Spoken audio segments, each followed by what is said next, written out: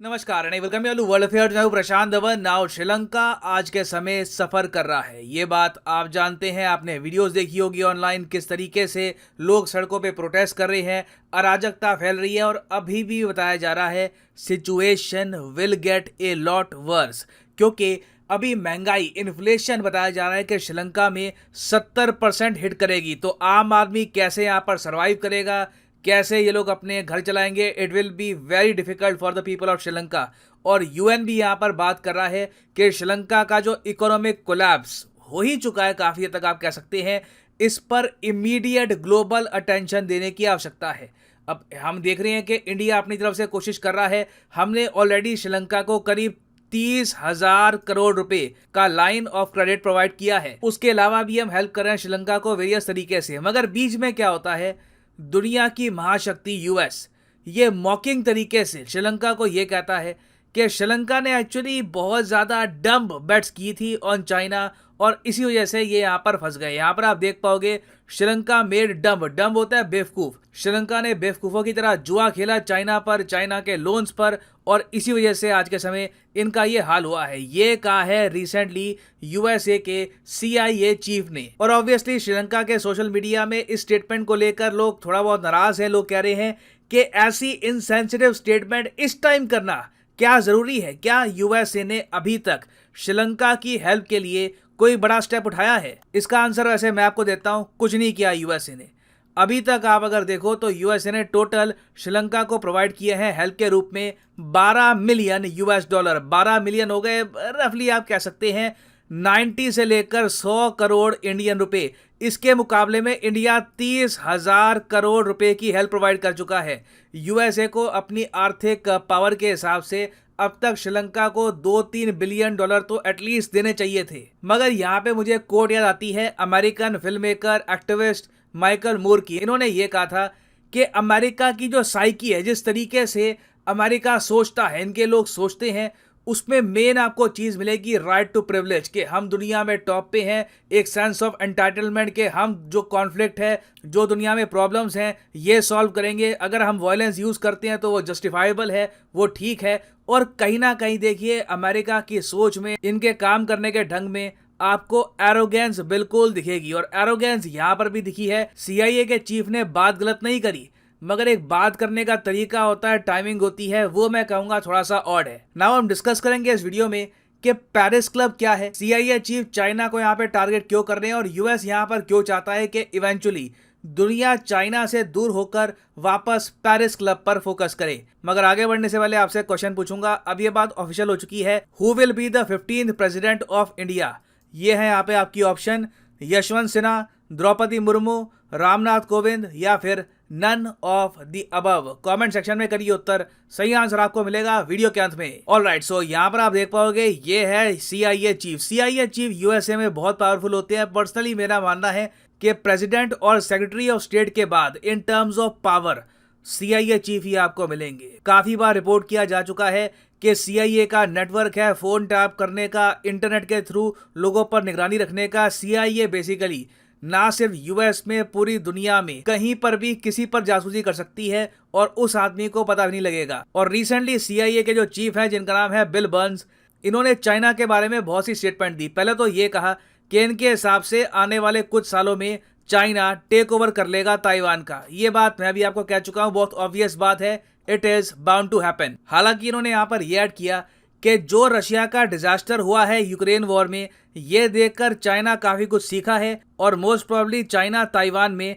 एक different strategy के साथ उतरेगा। अब आगे ये ऐड करते हैं कि रिसेंटली पूरी दुनिया ने देखा कि श्रीलंका के साथ क्या हुआ था, और श्रीलंका एक्चुअली एक एग्जाम्पल है दुनिया के लिए कि चाइना से बच के रहो। चाइना के पास वैसे वजन बहुत सारा है, वजन से इनका मतलब है कि पैसा काफ़ी सारा है, और एक बार को किसी कंट्री के सामने ये बहुत सा पैसा रखकर एक केस ओपन कर सकते हैं कि देखिए चाइना की इन्वेस्टमेंट आपके लिए रेडी है, इन्वेस्टमेंट कह लीजिए, लोन कह लीजिए, सॉफ्ट लोन होंगे, ये आप अपनी कंट्री में यूज़ करिए, आपकी कंट्री काफ़ी प्रोग्रेस करेगी। तो पिछले कुछ सालों में हमने देखा है कि चाइना के जो ओवरऑल लोन है ना डेवलपिंग कंट्रीज को, ये पेरिस क्लब से भी आगे निकल गए हैं। और सीआईए के चीफ ये कहते हैं कि श्रीलंका में जो हुआ है ये दुनिया के बाकी डेवलपिंग कंट्रीज के लिए एक लेसन है कि चाइना से अंधे रेट पर आप अगर लोन लोगे तो आपका देश सफर करेगा। इन्होंने यहाँ पर मेंशन किया हम्बनटोटा पोर्ट का कि किस तरीके से श्रीलंका चाइना के 1.5 बिलियन डॉलर पे नहीं कर पाया और इन लोगों ने 99 साल के लिए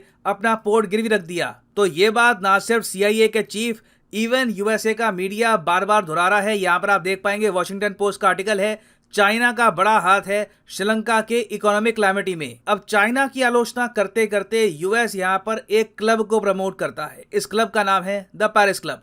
ना यहाँ पर आप कहोगे पेरिस क्लब क्या है? पेरिस क्लब एक्चुअली 22 देशों का एक ग्रुप है। यहाँ पर आप कहोगे अच्छा ठीक है, इंडिया क्या इनमें शामिल है?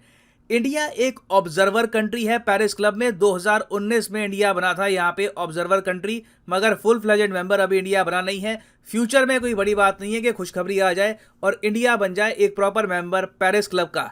ना पेरिस क्लब करता क्या है, ये देखिए 22 कंट्रीज का ग्रुप है जो बाकी कंट्रीज को, जो डेवलपिंग वर्ल्ड को उधार देते हैं। जी हाँ, चाहे कंट्रीज के बीच में रिलेशन कितने भी खराब हो, कंट्री टू कंट्री लोन आम बात है। रिसेंटली आपको याद होगा न्यूज आई थी कि फ्रांस ने ना पाकिस्तान का थोड़ा बहुत लोन $100 मिलियन के आसपास ये माफ कर दिया। उसी तरीके से Japan, Italy, Norway, south Korea, ये कई देश हैं, ये अफ्रीका के कंट्रीज को, इवन साउथ ईस्ट एशिया में कई जो देश अभी के लिए फाइनेंशियली इतने पावरफुल नहीं है, उनको करीब 200 मिलियन, $300 मिलियन का सॉफ्ट लोन प्रोवाइड करते हैं। अब यहाँ पर आप देखोगे एक नाम रशिया का भी है। देखिए रशिया यहाँ पे बहुत लंबे समय से ऐड हो रखा है, मगर रशिया किसी कंट्री को लोन देने की हालत में आज के समय नहीं है। और पेरिस क्लब के जो चेयरमैन है, इन्होंने बहुत ही लंबे समय से ये शिकायत लगाई कि चाइना के जो लोन है, चाइना पेरिस क्लब का पार्ट तो है नहीं, चाइना तो सीधा सीधा पेरिस क्लब के विरोध में खड़ा हो चुका है कि ये सब कंट्रीज क्या है, ये बिना बात में जो डेवलपिंग कंट्रीज हैं उनको हरास करती हैं, उनको फोर्स करती है कि उनके देश की जो पॉलिसी है वो भी उनको चेंज करनी होगी तो लोन आपको मिलेगा। चाइना ने कहा कि कुछ करने की जरूरत नहीं है, सीधा सीधा हाई इंटरेस्ट रेट पर हमारा लोन आपके लिए रेडी है। और पिछले कुछ सालों में चाइना ने अफ्रीका में और जगह इतने लोन बांटे कि चाइना ने पेरिस क्लब को, जी हाँ ये 22 देश हैं, इनको भी बीट कर दिया लोन देने के मामले में। मगर अब जैसे जैसे हम देख रहे हैं कि पाकिस्तान में इकोनॉमिक संकट आ रहा है, श्रीलंका कोलैप्स कर चुका है, तो अब पेरिस क्लब कंट्रीज को उम्मीद ये है कि चाइना के लोन से दुनिया एक थोड़ा बहुत दूर होना चाहेगी। चाइना के लोन कंट्रीज कम प्रेफर करेंगे, स्पेशली जो गरीब देश है वो कम प्रेफर करेंगे। वो कहेंगे कि एक बार को गरीब ठीक है, चाइना के लोन से हमको श्रीलंका वाला हाल अपना नहीं करवाना। ना ये तो हमने बात कर ली है पेरिस क्लब की। अब श्रीलंका पे अगर हम फोकस करें तो मैं वैसे आपको ये बता दूं कि CIA चीफ की स्टेटमेंट से हो सकता है एक कुछ छोटा सा चांस है कि इस स्टेटमेंट से एक्चुअली श्रीलंका का भला हो जाए। हालांकि ये बात इनको कड़वी लगे सुनने में, मगर श्रीलंका का भला यहाँ पर कैसे होगा?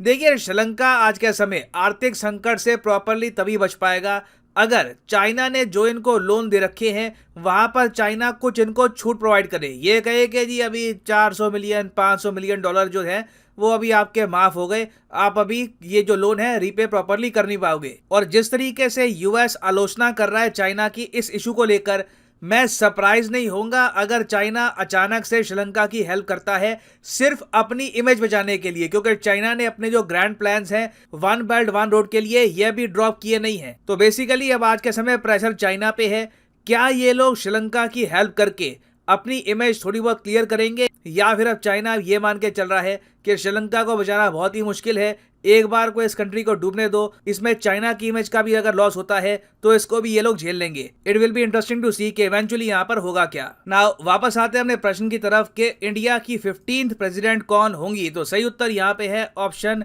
बी, द्रौपदी मुर्मू। यहाँ पर आप देख पाओगे हिस्ट्री स्क्रिप्टेड, ओडिशा की बेटी Draupadi Murmu becomes the 15th president of the republic of India. और हाँ, इंपॉर्टेंट इन्फॉर्मेशन, अनअकैडमी की अभी जो स्पेशल सेल चल रही है 20% की, ये 22 तारीख मध्य रात्रि को खत्म हो जाएगी। तो आपके पास कुछ ही दिन बचे हैं।